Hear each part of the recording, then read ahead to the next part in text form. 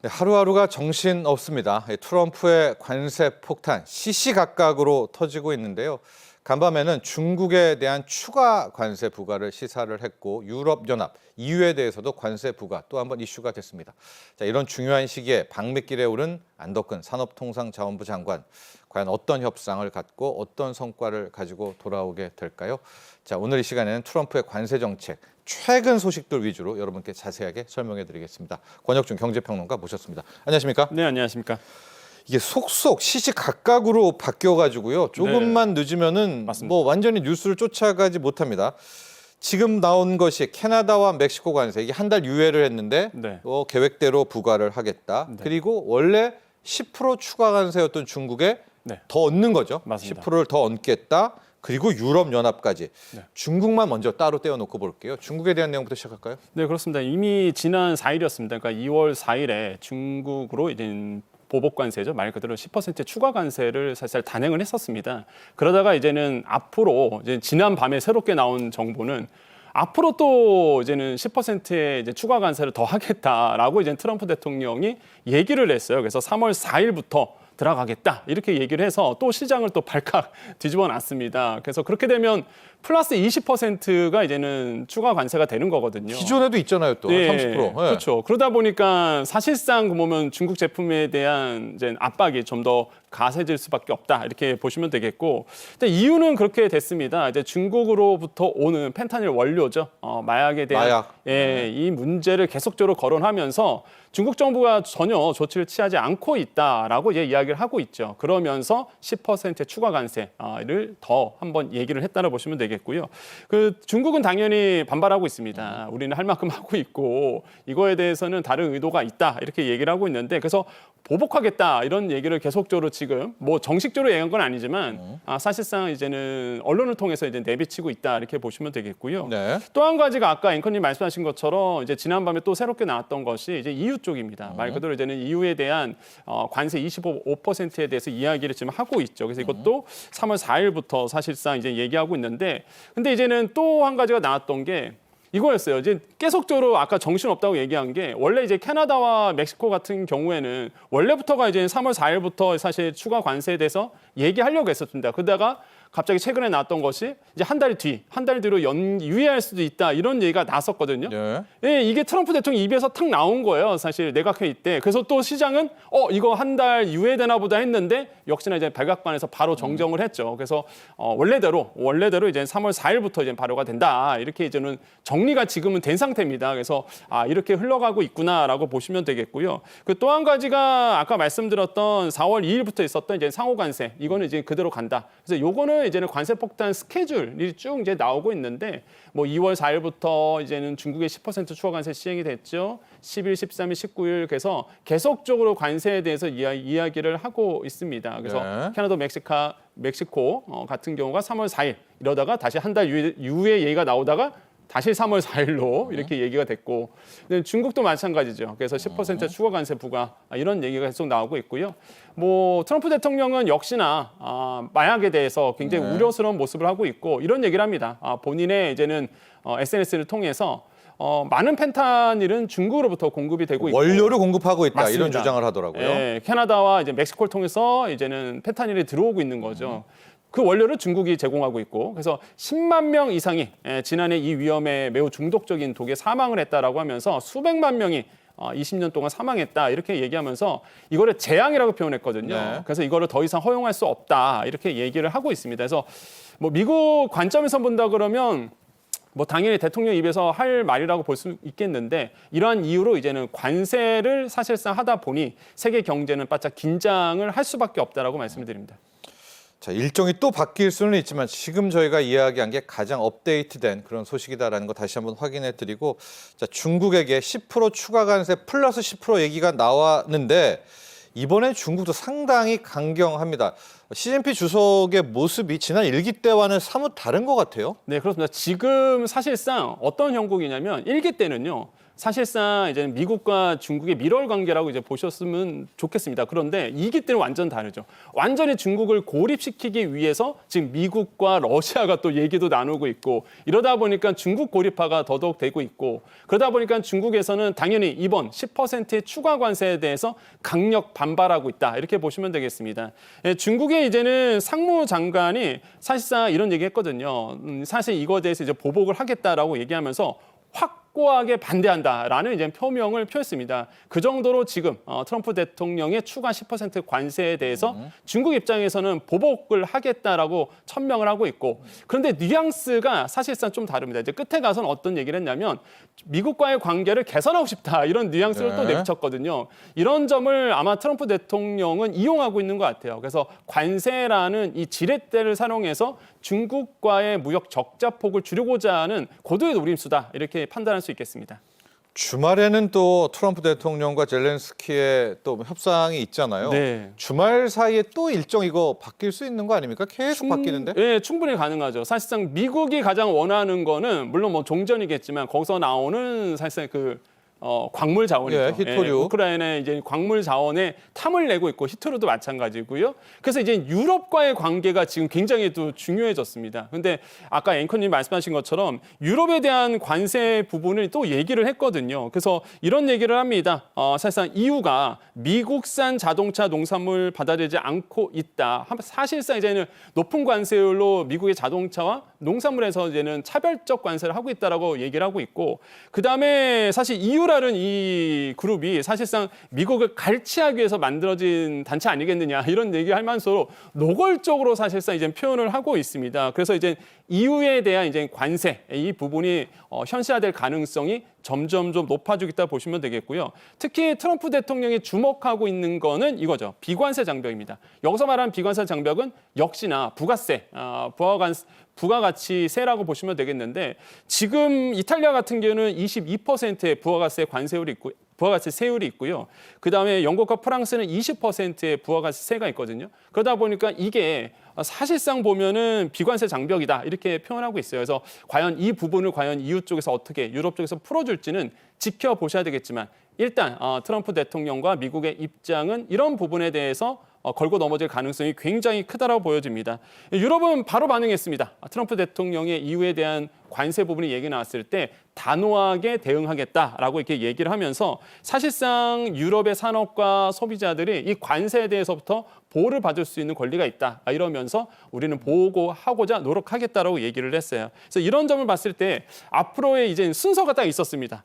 이렇게 중국 먼저 하고 그다음에 이제는 캐나다와 멕시코 관세 얘기하고 그다음 순서가 사실 EU라고 시장에서는 예상하고 있었거든요. 그래서 점점 노골적으로 이제 EU 쪽으로 방향세를 이제 돌리고 있고 그 다음 단계가 이제 아시아권이죠. 그래서 이런 것도 우리나라가 잘 긴장을 해서 대처를 해야 된다 이렇게 보시면 되겠습니다. 일단 정리를 좀 하면은요. 아마 말 바꾸기의 가능성도 있을 것 같다. 그러니까 캐나다, 멕시코를 이번 주말 거치면서 또 뭔가 시행한다, 유예한다가 있을 수가 있고 이런 가운데 지금 우리 권혁준 평론가는 유럽연합 관세를 또 이야기를 먼저 해주셨어요. 근데 이것도 또 바뀔 수는 있겠지만 어쨌든 내용을 먼저 이야기를 했는데 이게 어느 하나를 풀어주고 조이고 이래야 될 것 같거든요. 왜냐하면 캐나다, 멕시코, 중국, 유럽연합을 네. 다 공격할 수는 없지 않습니까? 네. 이제 그래서 어디를 풀고 어디를 조이고 이제 이런 차원인 것 같거든요. 예, 유럽연합을 계속 조인다면 캐나다, 멕시코도 그냥 두고 또 갑니까? 제가 봤을 때는 일단은 유럽연합은 일단 시작을 던진 메시지거든요. 네. 일단은 중국과 아니면은 일단은 캐나다, 멕시코가 멕시코에 있죠. 네, 그래서 네. 먼저 조율을 끝낸 다음에 아마 유럽 쪽으로 강력한 요청을 할 것이다라 보고 있고요. 그러다 보니 비관세 장벽이라는 카드를 이제 꺼내든 거죠. 그래서 아마 뭐 지금 스케줄로 간다 그러면 멕시코와 캐나다의 25%의 관세 이거를 협정을 지금 얘기하고 있지 않을까라고 보고 있고요. 아마 마무리 시킨 다음에 아마 EU 쪽으로 화살을 돌리지 않을까 이렇게 보고 있습니다. 그래서 지금 계속적으로 우크라이나라든지 아니면 EU에 대한 노골적인 어떤 제스처를 지금 내고 있는 모습을 본다 그러면 아마 다음 화살은 EU다 이렇게 보시면 되겠고 지금 시장에서 또 긴장하고 있는 게 트럼프 1기 때는 사실상 EU와의 거래 관계가 그렇게 나쁘지 않았었거든요. 근데 지금의 2기, 트럼프 행정부의 2기의 그 방향성을 본다 그러면 노골적으로 EU를 공격하고 있는 모습들이 보이거든요. 그래서 지금 가장 긴장하는 것이 바로 이제 EU와의 관계 개선. 그리고 특히 이제는 미국에서 주목하고 있는 게 이거예요. 뭐 아까도 얘기했지만은 미국 같은 경우가 EU 승용차에 대해서 관세율이 2.5%입니다. 그런데 EU가 미국 자동차에 대한 관세율이 이제 10%거든요. 그러니까 당연히 차별적이다라고 이제는 미국에서는 보고 있는 거예요. 그래서 이런 것들이 굉장히 쌓여 있어요. 미국 입장에서는. 그래서 알겠습니다. 이거에 대해서 계속적으로 처리하고자 지금 노력을 하고 있고 아까 말씀하셨듯이 우크라이나에 대한 이번에 뭐 새벽에 나왔던 내용 중에서 우크라이나에 대한 안전 보장을 하지 않는다. 이거에 대해서 얘기를 좀 꺼리고 있거든요. 이런 분위기. 그래서 확실히 그러니까 정말로 비즈니스맨이라는 거를 여기서 그러니까 본인이 약간 불리하는 거는 다 피해가는 쪽으로 가고 있어서 이런 점들이 좀 눈에 띈다라고 좀 생각해 봅니다. 알겠습니다. 아마 지금 우크라이나와 광물 협상을 해야 되지 않습니까? 그렇게 되면 이제 유럽 쪽이 막 우리는 왜 이제 볼멘 소리를 할 테고 네. 우크라이나는 평화 협정을 해달라고 하니까 트럼프는 이 모든 것들을 그냥 유럽 관세 때리는 걸로 좀 입막음 하려는 것 같습니다. 그래서 그럼 우크라이나 유럽이 지키면 우리가 관세 좀 풀어줄게. 이번에 광물협정엔 유럽 빠지면 우리가 또 관세협정 풀어줄게. 모든 걸 레버리지로 지금 지렛대로 활용하고 있는 트럼프다 보시면 될 것 같고 광물 쪽으로 가서 또 업데이트된 자료 볼게요. 철강, 알루미늄의 관세가 있는데 이번에 다음 광물 구리입니다. 네. 근데 이제 구리를 먼저 일단 내용부터 한번 볼게요. 역시 이것도 무역확장법 그거죠. 232조. 네. 이게 그냥 다 갖다 붙이네요. 네. 그렇습니다. 이게 우리 그때 기억나실 거예요. 아마 2018년도에 그 철강 25%, 알루미늄 15% 그때 이제 관세 책정했을 때 딱 무역확장법 232조로 우리나라 철강에 대해서 사실상 관세 때리려고 했었거든요. 그때 우리가 이제 쿼터제로 풀어냈었고 그때 우리가 적용했던 것이 미국에서 적용했던 것이 무역확장법 232조죠. 한마디로 이제 미국 안보가 위험하다. 그럼 그거에 대해서 고율 관세를 책정하거나 수입을 금지하거나 이거거든요. 이번에도 이제 구리에 대해서 무역확장법 232조를 적용을 했습니다. 행정명령에 트럼프 대통령이 사인을 했거든요. 이 구리가 왜 중요하느냐? 철강과 알루미늄 같은 경우에는 사실 무기 만들 때나 사실상 산업에 많이 쓰이죠. 근데 구리도 마찬가지입니다. 어떨 때 많이 쓰느냐? 이제 5G 시대, 통신망에 깔리죠. 반도체에 쓰이죠. 이제 미래 산업에 쓰이는 게 바로 구리, 이 동이거든요. 그러다 보니 이 구리에 대해서 안보 측면에서 지금 미국이 접근하고 있는 겁니다. 그래서 딱 노골적이에요. 국가 안보를 위해서 이 구리에 대한 서플라이 체인을 미국 쪽으로 가지고 오겠다. 왜? 구리는요, 사실 딱 구리하면 떠오르는 게 중국이거든요. 최대 소비 국가이기도 하고 가공을 굉장히 잘하는 나라가 중국입니다. 그러다 보니까 구리의 어떤 산업 생태가 쏠려 있어요, 중국 쪽으로. 이거를 다시 한번 가지고 오겠다라는 것이 미국의 이제 생각이고 무엇보다 이제는 지금 뭐 구리 수입국 이렇게 나오고 있는데 미국 입장에서 본다 그러면 이제는 칠레에서 가장 많은 수입을 하고 있습니다. 그다음에 2위가 이제 캐나다고요. 이제 3위가 멕시코 이렇게 돼 있는데 사실상 칠레가요. 미국 수입량의 35%를 담당하고 있어요. 그러니까 미국 입장에선 칠레산 구리를 35% 전체에서 35%를 차지하고 있고 2위가 이제 캐나다인데 25%를 차지하고 있습니다. 그래서 그 정도로 사실상 뭐 칠레와 캐나다가 중요한 어떤 수출을 하고 있다 이렇게 보시면 되겠습니다. 그래서 이 구리에 대한 관세가 의문이 좀 증폭되는 게 앞서 표를 봤지만은 중국의 영향력이 그렇게 크지 않고 미국이 대단한 구리 수출 국가입니다. 네. 그러니까 무역 적자를 구리 때문에 보지는 않거든요. 자국 산업도 있고 철강, 알루미늄에 이해가 가는데 왜 구리를 매겼을까? 네. 도무지 이해가 가지 않는다. 전문가들은 이렇게 얘기합니다. 왜 갑자기 구리입니까? 일단은 첫 번째로 본다 그러면 아까도 말씀드린 국가안보 차원에서 이제는 접근하고 있는 것 같아요. 그러니까 이번에 이제는 뭐 관세라든지 통상 문제를 본다 그러면 물론 무역 적자 심화한 것을 막고자 하는 분위기도 있지만은 이제 트럼프 대통령의 목적은 이런 관세를 이제 국가 안보 차원에서 이제 지렛대 역할로 활용하고 있거든요. 그래서 구리에 대한 사실상 생태계, 산업 생태계를 중국 쪽으로 뺏기지 않는다라는 이제는 속셈을 이제 보이고 있습니다. 확실히 이제는 구리에 대한 주도권을 갖고 간다라고 보시면 되겠고 두 번째로는 아까 말씀드린 것처럼 이제는 중국에 대한 견제, 마지막 세 번째가 이제 미국 산업에 대한 사실상 부응이거든요. 뭐 철강, 알루미늄, 구리는요. 사실상 지금 산업에 꼭 필요한 원자재입니다. 이거에 대해서 사실상 주도권을 갖고 가야 되는데 무엇보다 러스트벨트에 있는 이 쇠퇴한 그 공업지대에 있는 일자리들 이것들을 지켜내고자 하는 트럼프 대통령의 사실상 정치적 노림수도 있거든요. 그러다 보니 구리에 대한 당연히 이 부분을 이 산업을 지키고자 이제 노력하고 있고 실제적으로 이제 상무장관이 이런 얘기를 했어요. 우리는 이 구리 산업을 지킴으로써 우리의 일자리를 계속적으로 지켜나갈 것이다. 이런 인터뷰도 나왔었거든요. 그래서 이런 점을 봤을 때는 확실히 이제는 그 광물 자원에 대한 이제 트럼프 대통령의 진심이 좀 느껴지고 아마 주도권을 계속적으로 아마 미국 쪽으로 하기 위해서 이 관세를 통해서 계속적으로 지렛대 역할을 할 것이다 이렇게 보고 있습니다. 그렇습니다. 근데 지금 하단 나오고 있지만 구리는 미국도 맞습니다. 잘합니다. 상당히 잘하고 네. 있어서 왜 이제 관세를 구리까지 매기지 이렇게 얘기를 했는데 결론은 트럼프 마음이다. 트럼프가 그냥 매기면 매기는 거다. 이렇게밖에 지금 해석이 안 되고 있어요.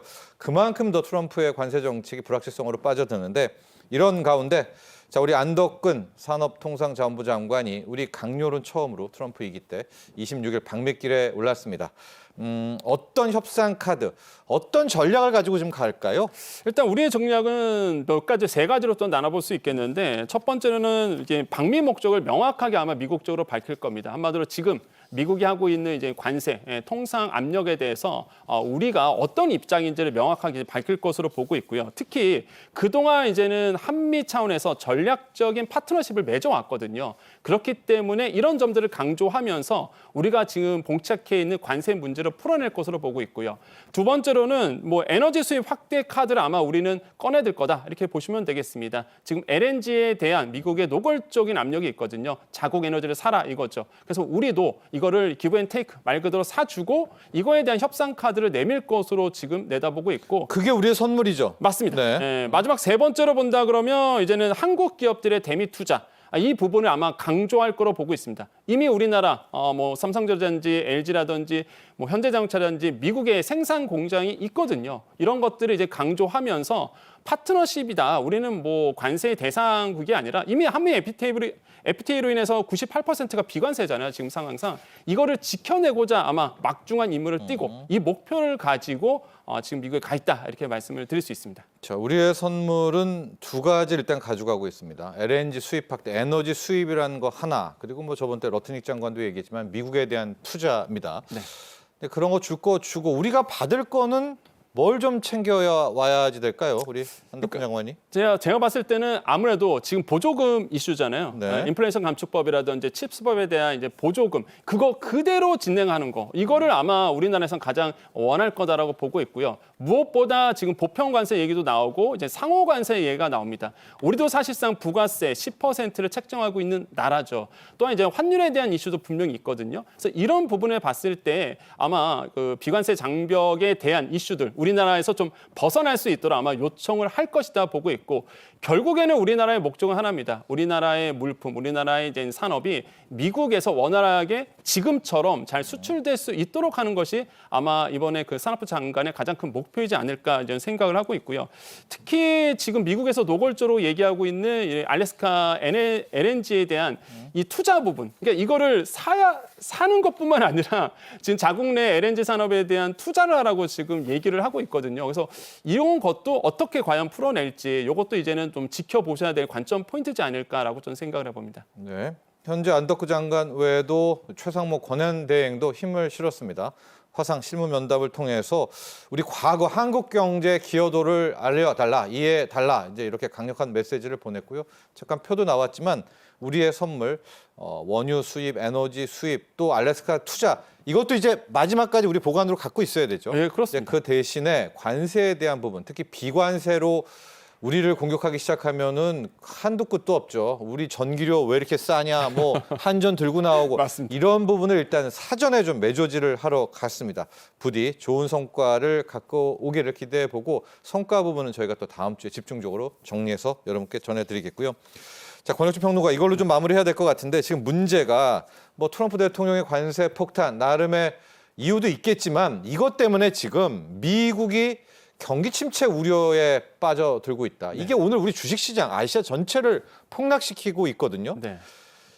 이러면 이게 트럼프 관세 정책 때문에 전 세계 경제가 그냥 다 무너질 것 같은데요. 그러니까 지금 시장에서는 오래 못 간다 그런 얘기를 하는 거예요. 그래서 일단은 미국에서의 관세 정체가 자국 내 인플레이션을 압박할 수밖에 없고 그런 우려스러움이 지금 시장에서 녹여내고 있는 거거든요. 이게 소화시키는 과정이라 보시면 됩니다. 그래서 이제 기술주 중심으로 먼저 빠지기 시작하면서 지금 이제 불확실성이 커지고 있는 거고요. 그러다 보니 세계 경제에 대한 암울한 이제 전망들이 지금 계속 나오고 있는 거죠. 네. 그래서 지금 보면은요. 미국만 지금 사실상 마이웨이 혼자서 이제 가고 있다라고 보시면 되겠고. 그러다 미국도 이제 타격이에요. 맞습니다. 예. 그래서 지금 아마 미국도 알고 있을 겁니다. 그래서 이제는 오래 가지 못하고 아마 계속적으로 이런 상태에서 컨트롤하고 있다라고 보시면 되겠고, 일단 아시아권 같은 경우가 가장 먼저 이제 직격탄을 좀 봐주고 있는데, 대만 같은 경우가 4분기 기준으로 GDP 한 60%가 수출이 담당하고 있거든요. 직격탄 맞을 수밖에 없고요. 태국도 이번에 중앙은행이 경제 성장률 전망치를 2.9%에서 2.5%로 이제 하향 전망을 했고, 저기도 하향 조정했어요. 네, 예. 우리나라는 이미 아시겠지만은 이제 1.9에서 1.5%로 네. 0.4% 포인트 정도 하향 전망이 났습니다. 그래서 사실상 우리나라, 뭐 아시아권, 뭐 세계의 나라도 마찬가지죠. 예. 계속적으로 이제 시간이 갈수록 유럽도 마찬가지고요. 예, 수정 전망치가 나오면서 점점 더 하락하고 있어요. 그래서 이런 점들이 아마 계속적으로 글로벌 증시라든지 글로벌 경제에 영향을 미치고 있다라고 봅니다. 그래서 당분간은 아마 불확실성이 큰 시장으로 갈 것이고, 이거를 미국도 알고 있습니다. 그렇기 때문에 오래 끌진 못할 것이다. 이렇게 저는 보고 있습니다. 네, 알겠습니다. 자, 도움 말씀 주신 권혁중 경제평론가 여기서 보내드리죠. 오늘 감사합니다. 네, 감사합니다.